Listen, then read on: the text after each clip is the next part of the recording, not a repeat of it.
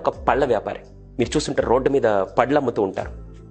ఉదయం నుంచి సాయంత్రం దాకా ఒక ప్లేస్లో ఎండ వాన ఏం తెలియకుండా అక్కడ కూర్చొని, నేను చిన్నప్పుడు నాకు తెలిసి 7th క్లాస్ వరకు అదే వృత్తి ఆయన చేసింది. ఎండాకాలం ఎలా ఉండేదంటే, మా ఇంటికి వచ్చి పడుకుంటే మా నాన్న షర్ట్ తీస్తే మినిమం ఎండాకాలంలో 3 పౌడర్ డబ్బాలు అయిపోయాయి. వెనకాలంతా ఎండకి మండి చెమట గుల్లలు వస్తే అది తగ్గించడానికి రాత్రిపూట మా అమ్మ పడుకొని వెనక వీపు మీద ఆ పౌడర్ చల్లుతూ ఉండే. ఒకానొక సిచ్యువేషన్లో నేను 7th క్లాస్, నాకు బాగా గుర్తు. అప్పట్లో ఇలా డబుల్ బెడ్రూమ్లు, పిల్లలకు బెడ్రూము, మాస్టర్ బెడ్రూమ్ ఇలాంటి ఉండేది కాదు. మేమందరం ఒకే దగ్గర పడుకునేవాళ్ళం. 7th క్లాస్లో మా నాన్నగారు ఒకరోజు ఎండాకాలం వచ్చి అలాగే పడుకొని మా అమ్మ పౌడర్ చల్లుతుంటే, ఎందుకు ఎండాకాలంలో కొద్దిగా పడుకోవచ్చు కదా, ఎందుకు ఈ టైంలో మధ్యాహ్నం పూట ఎందుకు చేస్తున్నావు అంటే, బలదానివే, మేలో మళ్ళీ ఫీజులు కట్టాలి కదా, పిల్లల్ని ఎవరు చదివిస్తారు, నేనే కదా చూసుకోవాల్సింది.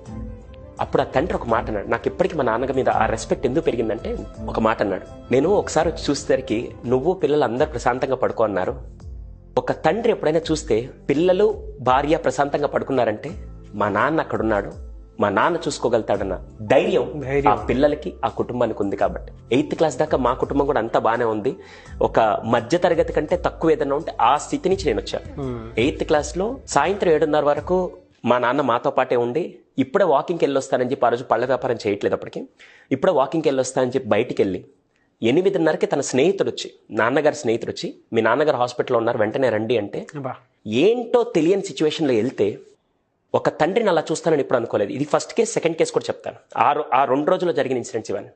వెళ్ళేసరికి ఐసీయూ బెడ్ మీద, ఇప్పుడంటే మన స్టేట్లో ఐసీయూ అంటే మొత్తం గ్లాస్ రూమ్స్లో పెట్టి లోపలికి రానికుండా అలా ఉన్నారు. కానీ ఆ రోజుల్లో ఐసీయూ అంటే రేకుల షెడ్లో, ఏసీ కాదు కదా, చెమటలు కక్కే అలాంటి ప్లేస్లో, ఐసీయూ అనే ప్లేస్లో అక్కడ పడుకోబెట్టి ఆక్సిజన్ ఇలా పెడితే మేము లోపలికి వెళ్ళాం. ఇప్పటిదాకా బాగానే ఉన్నాడు, ఇప్పుడు ఆక్సిజన్ పెట్టారేంటనే ఆ అర్థం చేసుకునే స్థాయి కూడా లేని ఒక 8వ క్లాస్ కుర్రాడు నేను. మా అన్న ఇంటర్ చదువుతున్నాను, నేను 8వ క్లాస్. వెళ్ళిన తర్వాత మా నాన్న ఊపిరి ఆడట్లేదు.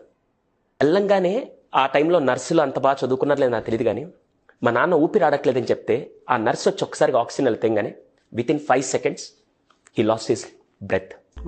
ఫస్ట్ ఇన్సిడెంట్ నేను చూసింది ఏదైనా ఉంటే మా నాన్నగారి ప్రాణం పోవడం నేను చూశాను. అయిపోయింది, తీసుకొచ్చారు. ఆ రోజు అక్కడ కూర్చొని మా నాన్నగారి లాస్ట్ బాడీ దగ్గర కూర్చొని, ఒక్కసారి లేనన్న నీతో మాట్లాడాలని ఏడ్చి నేడుపు ఇప్పటికీ నాకు గుర్తుంది. ఆ రోజు ఇంకేం నాకు కనపడట్లేదు, అంతా అయిపోయింది. మా నాన్నగారి తరపున బంధువులు అంతమంది లేరు. మా అమ్మగారి బంధువులు, మా మామయ్య కానీ, మా తాత కానీ, వీళ్ళందరూ ఉన్నారు కాబట్టి ఈరోజు ఈ స్థాయిలో ఉన్నారు. వాళ్ళందరూ కాపాడారు. అంతా అయిపోయిన తర్వాత ఎత్తుబడి చేస్తారు. మా నాన్నగారి ఫ్రెండ్స్ ఎలా అంటే, స్వామి మాలేసుంటే దగ్గరికి కూడా రారు, కానీ స్వామి వాళ్ళ బ్రేక్ చేసి వచ్చారు. అంత గొప్ప స్నేహాన్ని మా నాన్న సంపాదించారు ఆ రోజుల్లో. పాడ మీద